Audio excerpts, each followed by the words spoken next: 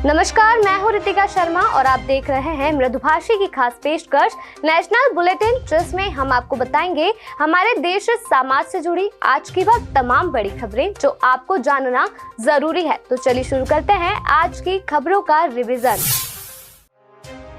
Meghalaya BJP ने NPP के chief Conrad Sangma ने कहा कि वह राज्य में बनने वाले मंत्रिमंडल में 2 विधायकों को शामिल करे। मेघालय भाजपा के अध्यक्ष अर्नेस्ट मावरी ने रविवार को यह जानकारी दी। राज्य में विधानसभा के नतीजे घोषित होते ही भाजपा ने एनपीपी को समर्थन देने की घोषणा कर दी थी। संगमा 7 मार्च को सीएम पद की शपथ लेंगे। मेघालय में भाजपा 2 सीटों से जीती। तुनिशा शर्मा सुसाइड मामले में मुख्य आरोपी शिजान खान को जमानत मिल गई है। उसे लेने के लिए उसकी मां और दोनों बहनें फलकनाज और शफकनाज वसई कोर्ट पहुंची थी। जेल से निकलने के बाद शिजान उनके गले लगकर फूट कर रोता दिखाई दिया। करीब 70 दिन जेल में रहने के बाद शिजान को 4 मार्च को वसई कोर्ट से जमानत मिली थी। अमेरिकन एयरलाइंस की फ्लाइट में नशे में धुत एक भारतीय आदमी ने अमेरिकी यात्री के ऊपर पेशाब कर दी। घटना 3 मार्च की बताई जा रही है। मामला अब सामने आया है। ये फ्लाइट न्यूयॉर्क से दिल्ली आ रही थी। एयरलाइन का कहना है कि घटना के बाद आरोपी ने माफी मांग ली थी, लेकिन एयरलाइंस ने आरोपी पर यात्रा प्रतिबंध लगा दिए हैं। 80 साल के येदियुरप्पा राजनीति से रिटायरमेंट लेने की घोषणा कर चुके हैं। इसके बाद भी भाजपा नेतृत्व चाहता है कि विधानसभा चुनाव में पूर्व सीएम मुख्य भूमिका में रहे। चुनाव में उन्हें सबसे आगे रखने की कई वजह है। उन्होंने न सिर्फ पार्टी को जमीनी स्तर पर खड़ा किया है, बल्कि 4 बार मुख्यमंत्री भी रह चुके हैं। इसके अलावा कर्नाटक की राजनीति में खास महत्व रखने वाले लिंगायत समुदाय में उनकी पकड़ को भी नजरअंदाज नहीं किया जा सकता है।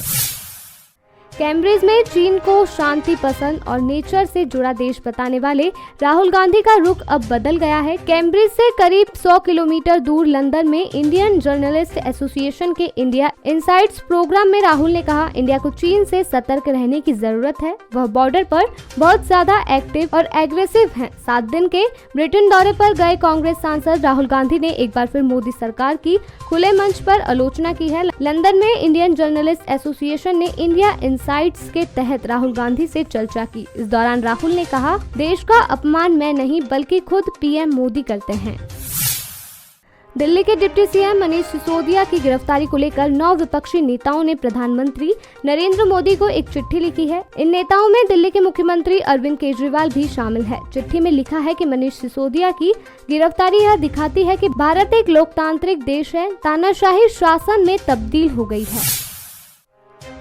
केंद्रीय कानून मंत्री किरेन रिजिजू ने कहा कि दुनिया को यह बताने की कोशिश की जा रही है कि भारतीय न्यायपालिका और लोकतंत्र संकट में है। टुकड़े टुकड़े गैंग को बेहतर ढंग से समझ लेना चाहिए कि अब भारत प्रधानमंत्री नरेंद्र मोदी के नेतृत्व में विकास की नई यात्रा शुरू कर रहा है। इन गिरोहों को भारत विरोधी विदेशी संस्थाओं का समर्थन मिलता है ताकि वे भारत के खिलाफ सीधे हमले कर सके। इसलिए वे इंडियन डेमोक्रेसी सरकार, न्यायपालिका, डिफेंस, चुनाव आयोग, जांच एजेंसियों की विश्वसनीयता पर हमला करते हैं।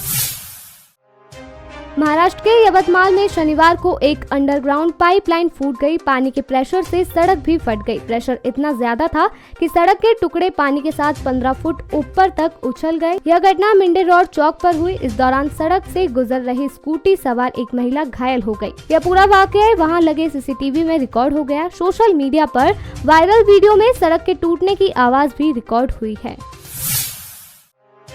पिछले 2 महीने से राजधानी दिल्ली समेत भारत के कई हिस्सों में इन्फ्लुएंजा के मामले बढ़ रहे हैं। कोरोना महामारी के बाद फ्लू के बढ़ते मामलों से लोगों को डर है, क्योंकि इससे जूझ रहे मरीजों में कोरोना जैसे ही लक्षण देखने को मिल रहे हैं। बीते कुछ दिनों में दिल्ली और आसपास के इलाकों से कई ऐसे मरीज अस्पताल पहुंचे हैं जो 10 से 12 दिनों से तेज बुखार के साथ खांसी से परेशान हैं।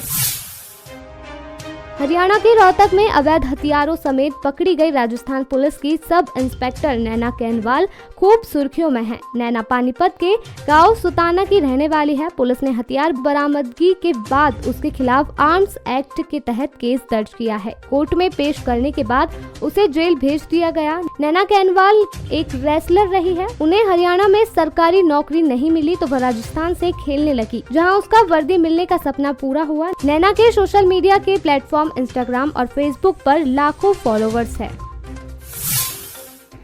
अभी के लिए इतना ही। कल फिर हाजिर होंगे दिन भर की हुई बड़ी खबरों के साथ। तब तक के लिए मृदुभाषी को सब्सक्राइब करना ना भूलें।